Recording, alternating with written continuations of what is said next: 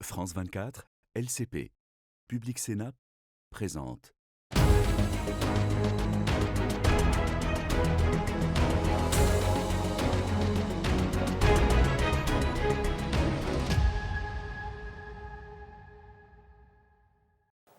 Bonjour à tous et merci de nous rejoindre pour Ici l'Europe sur France 24 et les chaînes parlementaires. Nous allons parler du Mercosur et de la colère agricole qui gronde cette semaine encore. Mais pour commencer, un point géopolitique. L'Europe est complètement chamboulée par les grandes manœuvres de Donald Trump à travers le monde qui remet profondément en cause l'ordre mondial d'après-guerre. Et nous avons le plaisir d'être à Bruxelles aujourd'hui au siège de la Commission européenne en compagnie de Hadja Labib. Bonjour. Bonjour je rappelle que vous Camaret. avez été précédemment ministre des Affaires étrangères de la Belgique, du Parti réformateur qui correspond au centre, au groupe Renew en Europe si on préfère. Vous avez été aussi ancienne présentatrice vedette de la télévision belge et aujourd'hui commissaire européenne à la coopération internationale, à l'aide humanitaire et à la réaction aux crises.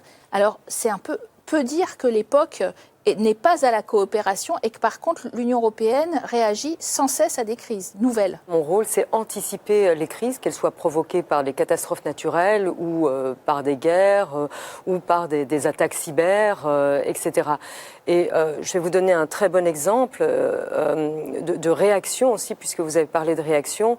Le drame qui s'est déroulé à Crans-Montana tout récemment, malheureusement le 1er janvier, restera bien sûr ancré dans les mémoires suisses, mais aussi dans la nôtre, puisque nous avons été appelés, la Suisse qui ne fait pas partie de l'Union européenne, il faut le rappeler, qui ne fait pas partie non plus de notre mécanisme de protection civile, a activé ce mécanisme de solidarité et nous avons immédiatement répondu présent en envoyant 2 experts sur le terrain et en contribuant à l'évacuation rapide de 39 blessés graves qui ont ainsi pu être distribués dans différents pays, dont la Belgique, l'Allemagne, la France, l'Italie, avec le concours, par exemple, de la Roumanie, aussi de Luxembourg. Tout ça, c'est la solidarité européenne en action, en situation de crise. Parce que je rappelle que vous étiez d'ailleurs présente à la cérémonie d'hommage aux victimes à Crans-Montana. Madame la commissaire, comme toutes les semaines, nous nous penchons sur quelques infos européennes qui ont fait l'actualité. C'est l'Europe en bref, proposée par Oyana Almandoz.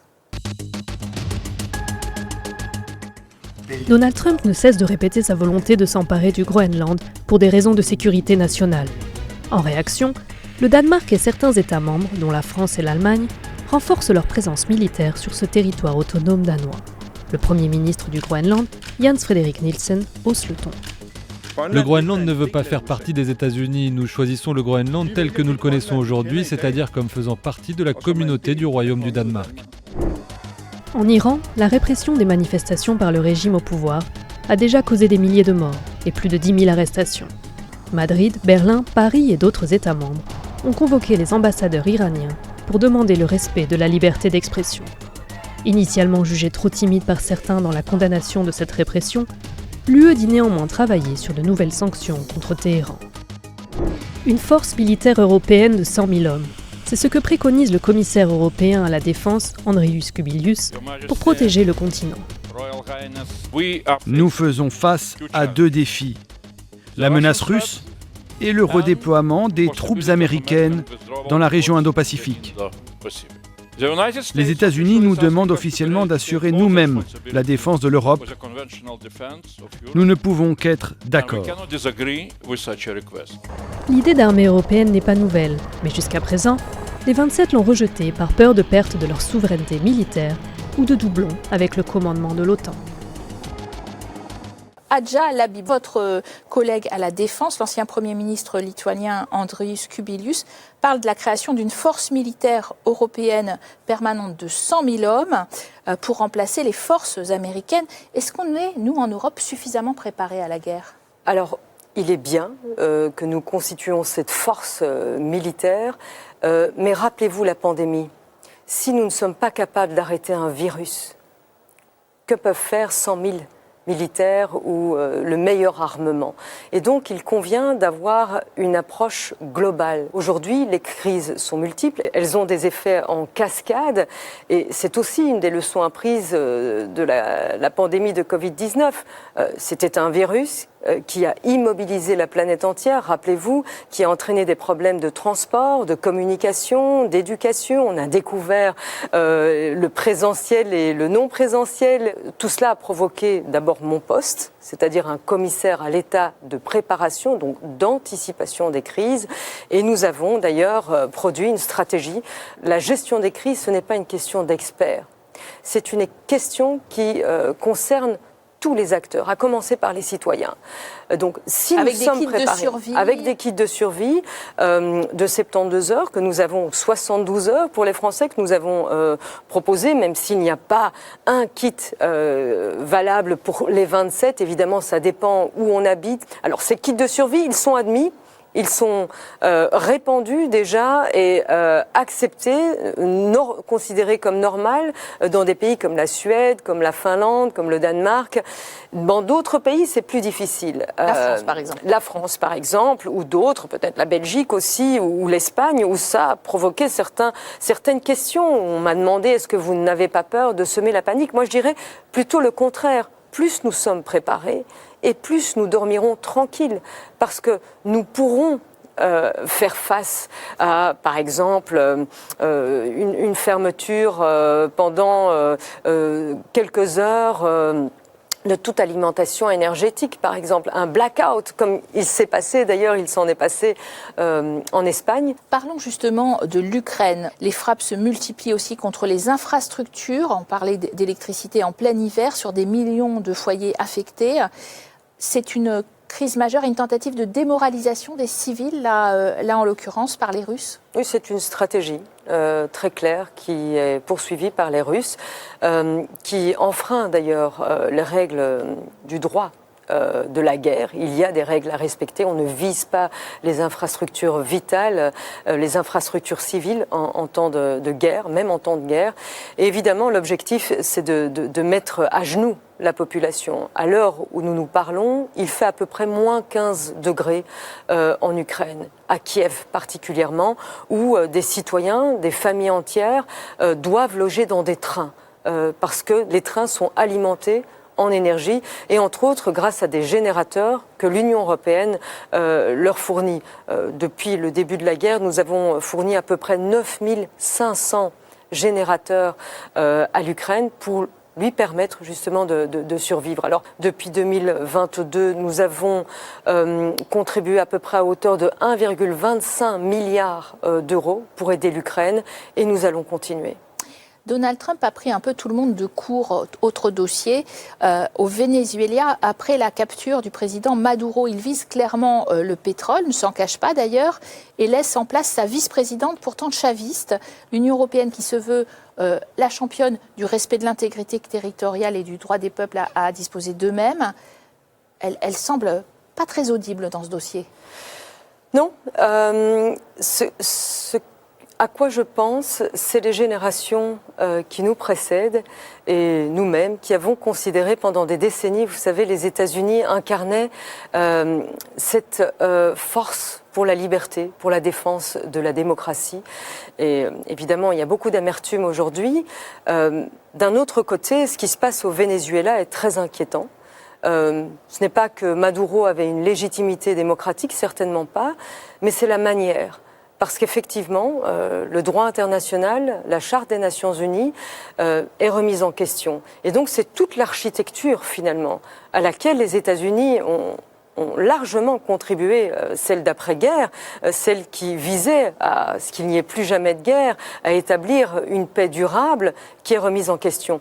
Donc moi, je dirais, ce qui est important aujourd'hui, c'est que les Vénézuéliens, et le dernier mot. Vous savez, j'étais en Colombie il y a quelques semaines où j'ai rencontré énormément de Vénézuéliens. Il faut savoir que les Vénézuéliens, aujourd'hui, c'est le premier groupe de réfugiés au monde. En Europe, c'est le deuxième groupe de demandeurs d'asile après les Afghans.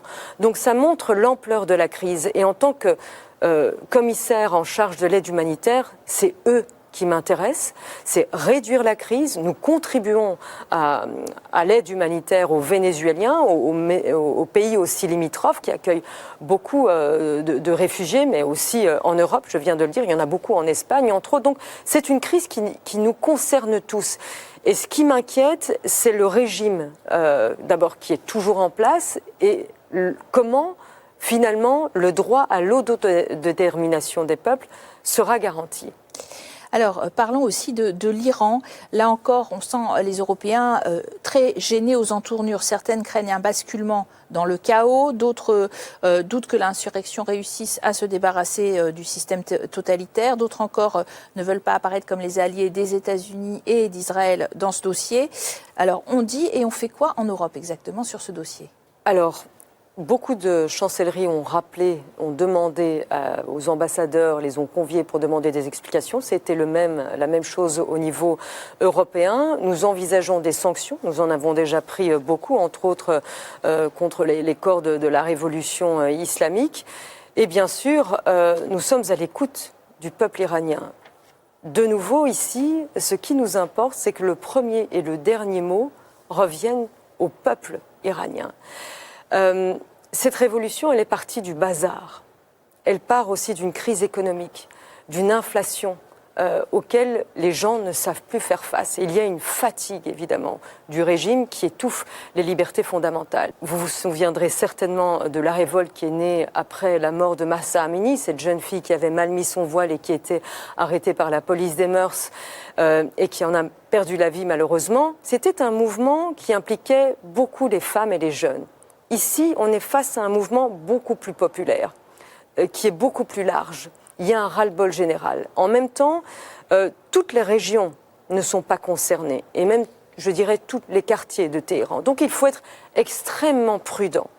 De nouveau, respecter le droit à l'autodétermination des peuples, écouter ce que les Iraniens veulent, les soutenir. J'entends que Donald Trump dit que l'aide est en route. Nous, en tout cas, nous serons auprès des Iraniens dans l'aide humanitaire, évidemment, s'il y a une situation de crise qui se présente. Et nous aidons déjà, d'ailleurs, les Afghans, les réfugiés afghans qui ont été chassés par millions, vous le savez, d'Iran et beaucoup par la force.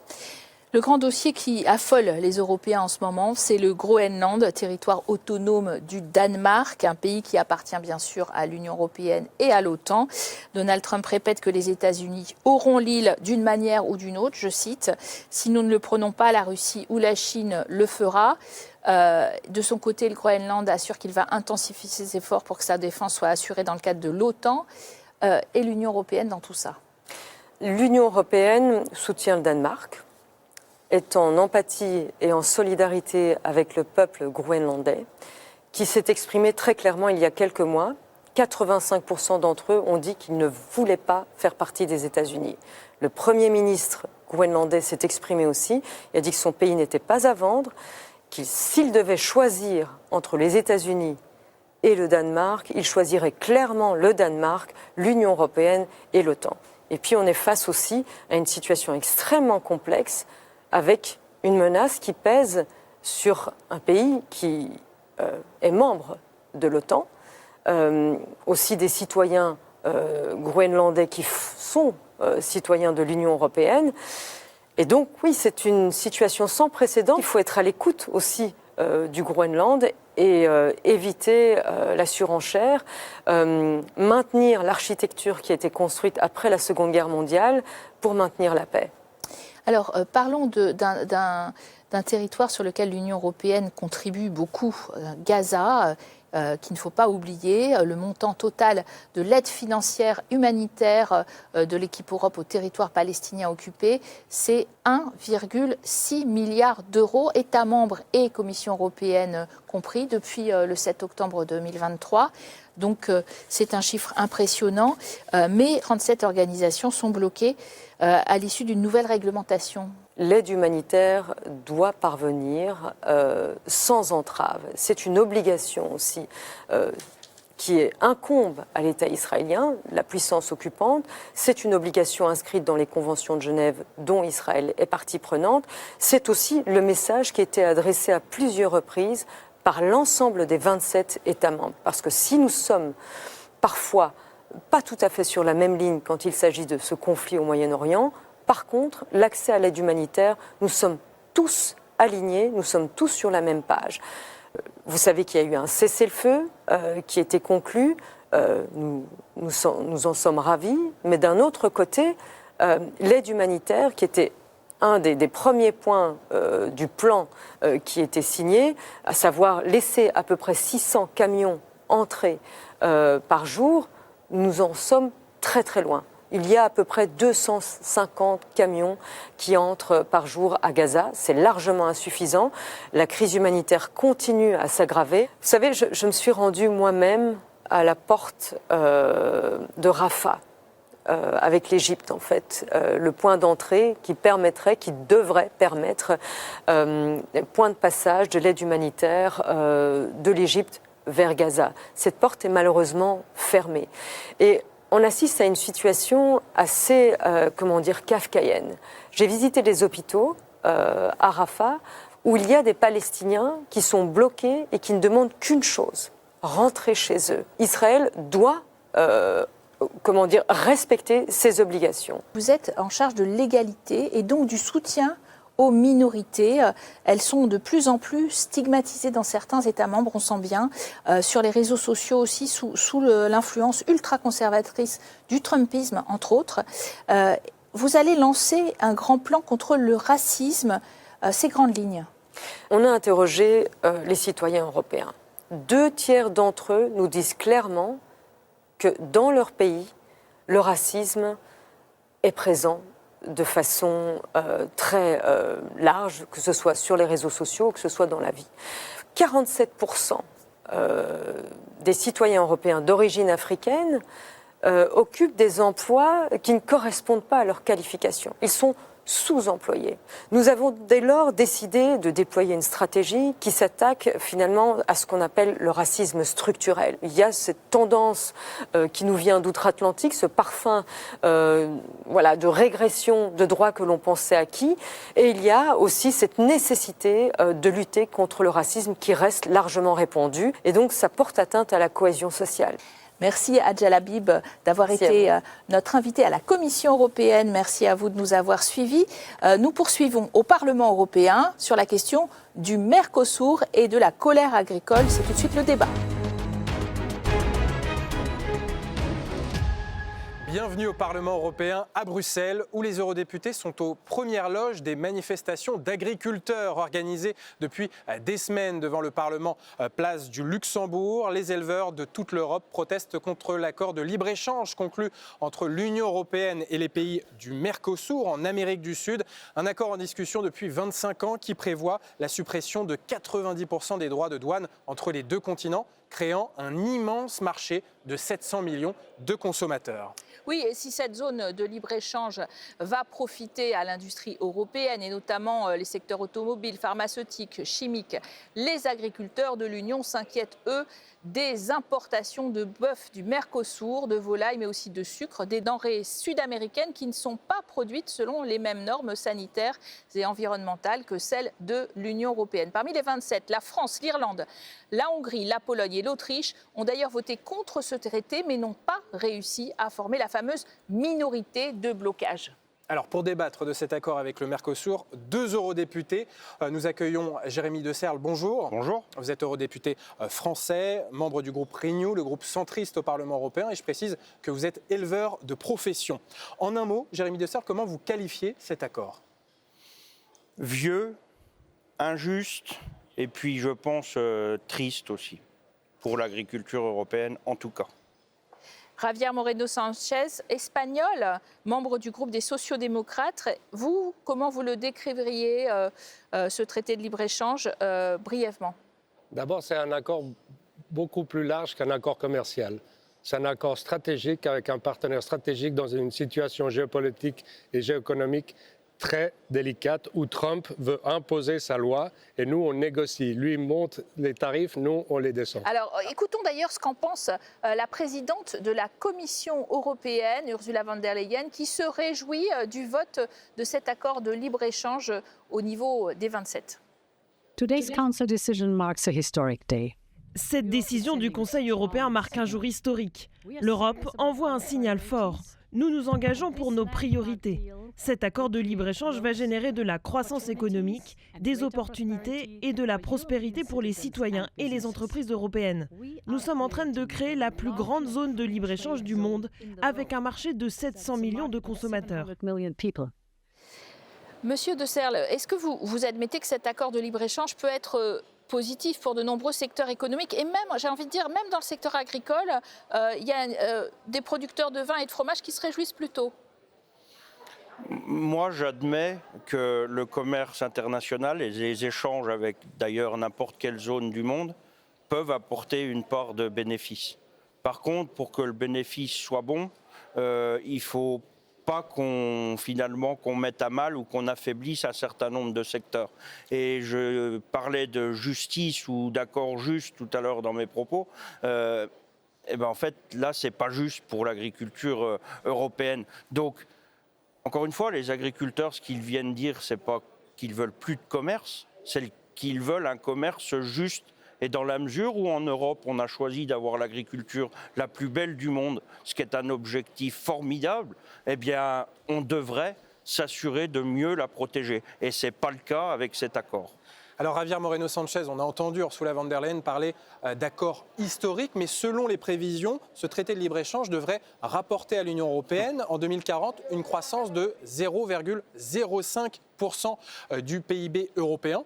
Ça en vaut vraiment la peine. Mais comme j'ai dit tout à l'heure, au-delà de l'aspect économique, c'est important qu'on ait des relations avec des pays avec qui on partage les valeurs, spécialement dans la situation dans laquelle on se trouve. Moi, je pense que le Mercosur est un peu le bouc émissaire pour le mal-être qu'expriment les agriculteurs. Et notre but, c'est de faire comprendre aux agriculteurs que ce n'est pas une menace, mais une opportunité. Par exemple, mes agriculteurs espagnols, la plupart sont très favorables parce qu'ils voient des possibilités d'exportation et ils sont très actifs.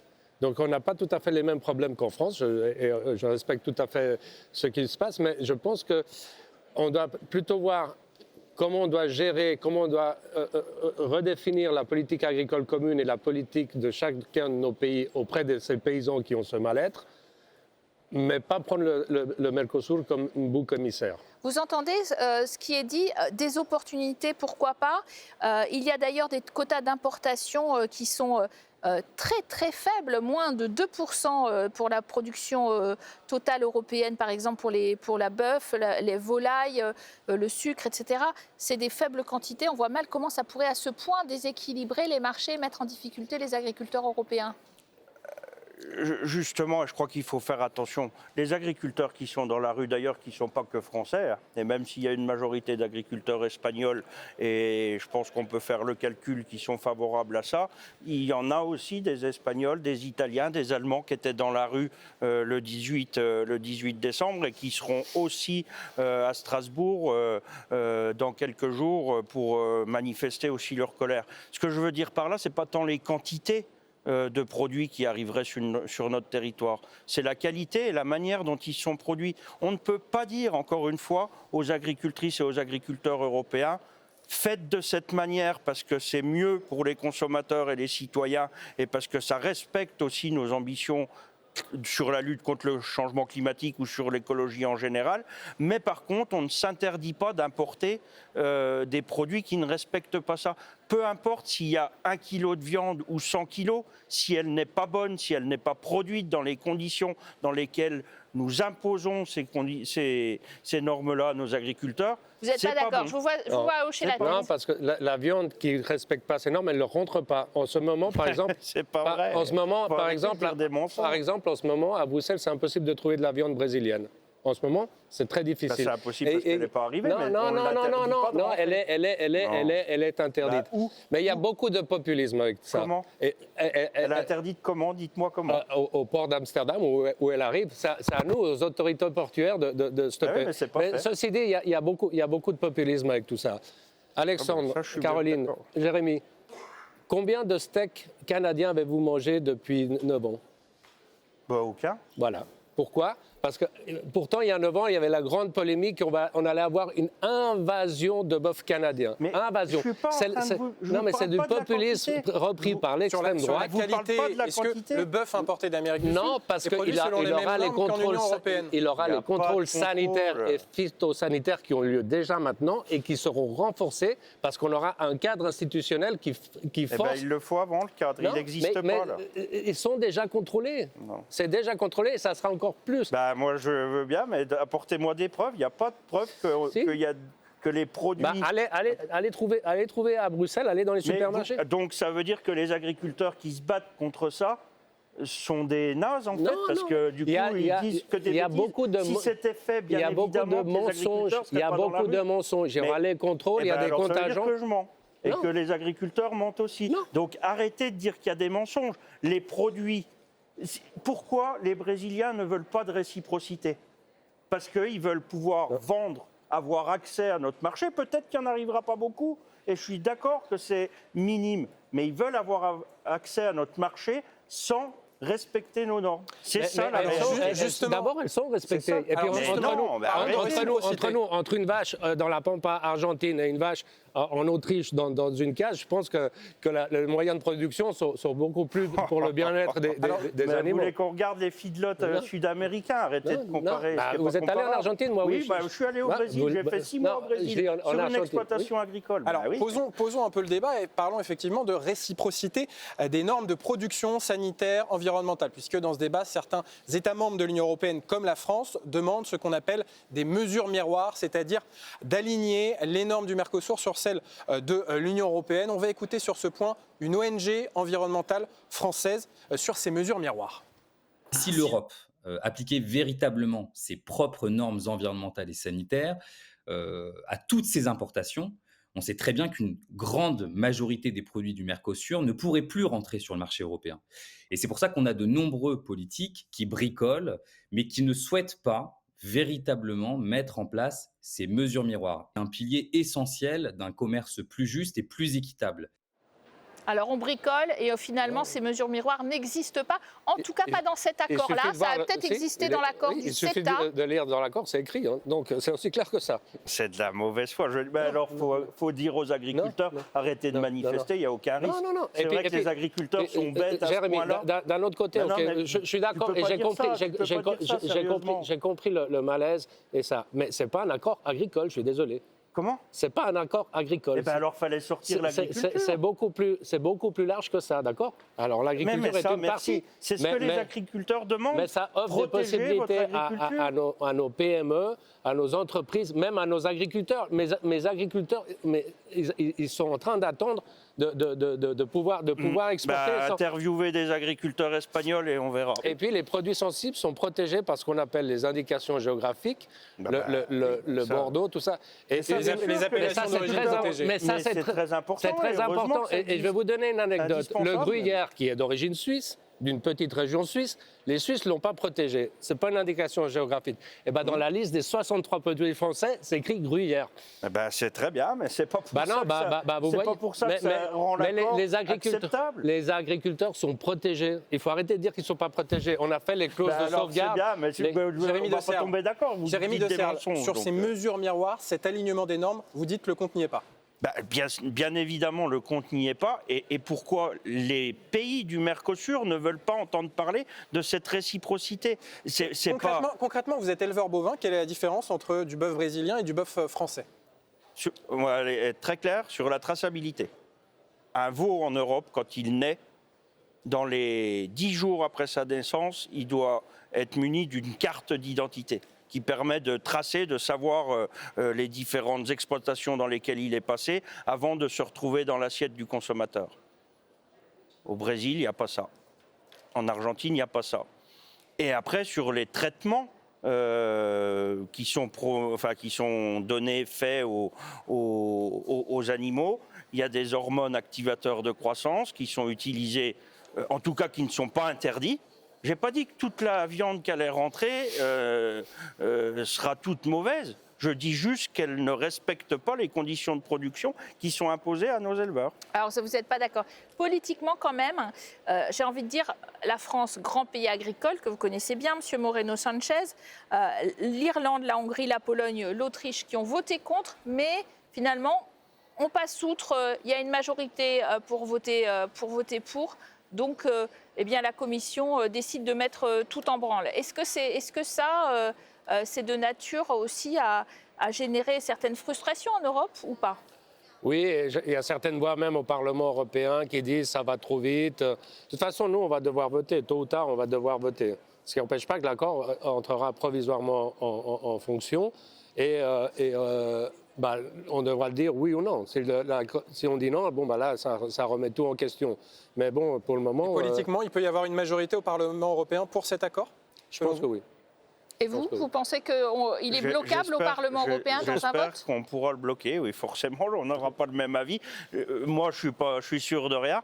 Je suis sûr qu'on va être nombreux à se battre pour aller convaincre les parlementaires de déjà saisir la Cour de justice européenne pour remettre en cause le fameux mécanisme de rééquilibrage. Je ne vais pas me lancer dans une explication complexe, mais par contre, voilà ce que le Parlement peut encore faire. Et puis, au moment du vote, qui aura peut-être lieu au printemps, peut-être avant, le Parlement, sur le texte, sur son entièreté, le Parlement devra aussi s'exprimer. J'espère qu'il se reposera à cet accord. Javier Moreno Sanchez, on voit bien qu'il y a la colère agricole qui gronde en ce moment, mais en même temps, vous avez mentionné des objectifs géopolitiques très importants à atteindre à travers cet accord, et notamment parce que Trump nous mène une guerre commerciale, donc on voit bien que la Commission a accéléré et qu'elle considère aussi l'Amérique latine, on l'a bien vu avec l'aventure vénézuélienne, comme son précaré. Ça, ce sont deux choses qui pèsent beaucoup. Tout à fait. Et comme j'ai dit, alors que Trump nous met des tarifs à grande échelle, nous, on négocie pour les enlever et permettre à nos entreprises, à nos PME, mais aussi à nos agriculteurs, je tiens à le souligner, de pouvoir exporter. Et sinon géopolitiquement, l'Europe, on va disparaître. On va disparaître. On ne peut plus commercer avec les États-Unis. Avec Poutine, ce n'est pas possible. Les Chinois, c'est compliqué. Et en plus, les Chinois, ils vont prendre les marchés qu'on ne prendra pas nous. Donc, il faut qu'on survive. Surtout avec une population. Il y a l'effet aussi démographique. Parce qu'on a une population qui a tendance à stagner, alors qu'il y a des marchés qui s'ouvrent. L'Amérique latine est en pleine croissance démographique et on peut exporter nos produits là-bas. Jérémy Deserle, vous l'admettez, il y a des priorités, des urgences pour l'Union européenne sur le plan géopolitique, sur le plan commercial, avec l'agressivité commerciale de Donald Trump et également de la Chine. Et il faut faire des concessions, peut-être même sur l'agriculture, en développant ces accords de libre-échange. Moi, sur la partie géopolitique, je ne suis pas un spécialiste. Mais si on veut qu'il y ait un gain géopolitique dans un accord commercial ou dans une relation commerciale telle que celle sur laquelle on veut aller avec le Mercosur, il me semble qu'il faut exporter dans le pays avec lequel on choisit de faire le partenariat une partie de son identité politique. Et là, je crois que vu ce qui se passe avec l'agriculture, avec l'environnement dans les pays d'Amérique du Sud, on est plutôt en train de remettre en cause nos ambitions ou notre identité politique qui est quand même basée, il me semble, un petit peu sur l'agriculture. On n'a pas fait non plus le Green Deal pour rien, on a une ambition environnementale. Il se trouve que notre ambition environnementale et climatique, elle est quand même bien lointaine de celle de l'Amérique du Sud. Donc si on n'exporte pas notre identité politique, c'est bien, on est implanté là-bas, mais on n'est pas implanté politiquement, on est implanté commercialement, puis peut-être avec... Je l'avoue, peuvent être intéressantes, mais attention... mais Trump, on est en train de se renier. Je trouve qu'on rogne, en tout cas, une partie de notre identité politique, et pas la plus mauvaise. J'aimerais revenir sur l'environnement, justement. Est-ce que vous pensez vraiment que sans accord, ça va être plus facile qu'à l'époque Bolsonaro? C'est vrai que que si on lui dit on ne fait pas d'accord avec toi, il va dire j'arrête d'enlever des arbres. Non, justement, on a un cadre institutionnel dans lequel on a des négociations, on leur dit t'es mon partenaire, maintenant tu arrêtes de faire de la déforestation et au moins tu as un moyen de pression. Si tu n'as pas d'accord, il dira qu'est-ce que tu me racontes. Merci à tous les deux d'avoir très bien illustré aujourd'hui ce débat consacré au Mercosur. On voit bien qu'il n'est pas terminé, ce débat. Il va se poursuivre tout au long du mois de janvier et de l'année 2026. Très bonne suite des programmes sur nos antennes.